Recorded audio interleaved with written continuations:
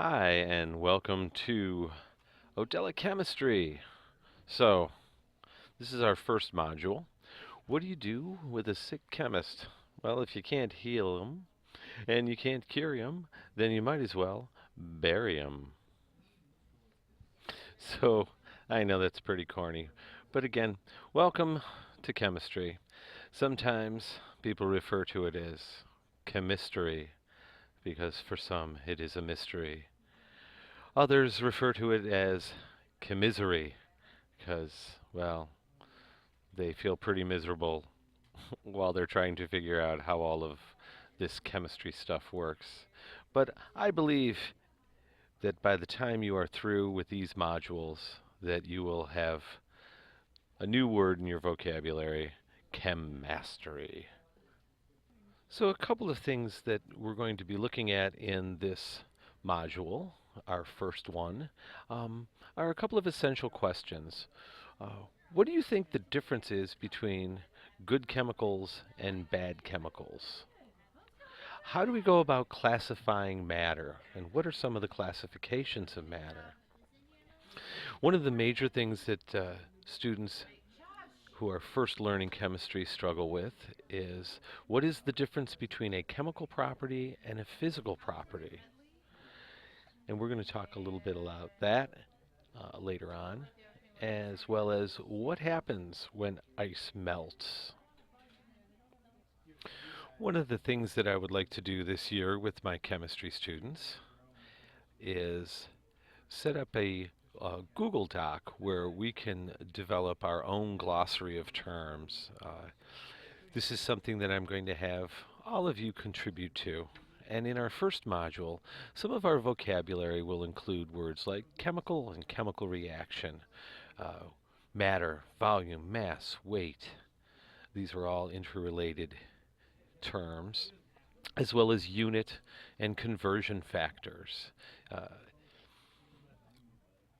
Physical properties versus chemical properties, understanding what density is, what is, again, the scientific method. This is something that you've heard about, I'm sure, since you were in the fourth grade, so that shouldn't be too difficult. But I still find that people are still confused by terms like hypothesis, theory, and law. So these are going to be just a few of the vocabulary words we're going to be going over, as well as accuracy and precision. You know, understanding the language of a subject is paramount to understanding uh, what you're learning about. So if you understand the vocabulary, you're off to a great start.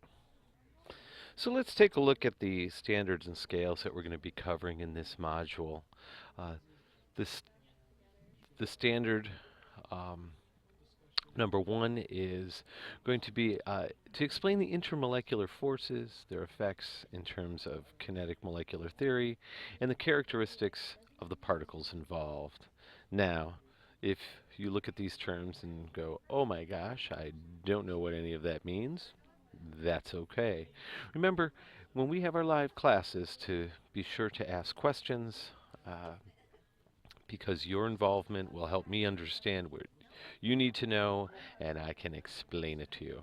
Um, some of these things have our review from physical science, so we'll make sure that you understand that as well. The second thing you're going to be able to do by the time you complete this module is explain the factors that can cause phase changes and how they do so. And thirdly, you'll be able to explain how the properties of phases can influence the practical use of a given substance. So all of these are listed in the module, as well as links to the actual scales themselves, so you can see how you can go about, earning a level 1, a level 2, or a level 3. Now, in order to move on, you must try to achieve a score of at least a level 3. That would be proficient. That means you uh, show no major errors or omissions. Now, a level 4, of course, is a lot more in-depth. Uh, and you can demonstrate knowledge that goes beyond what we taught in class. So there are links to these uh, documents uh, within the module.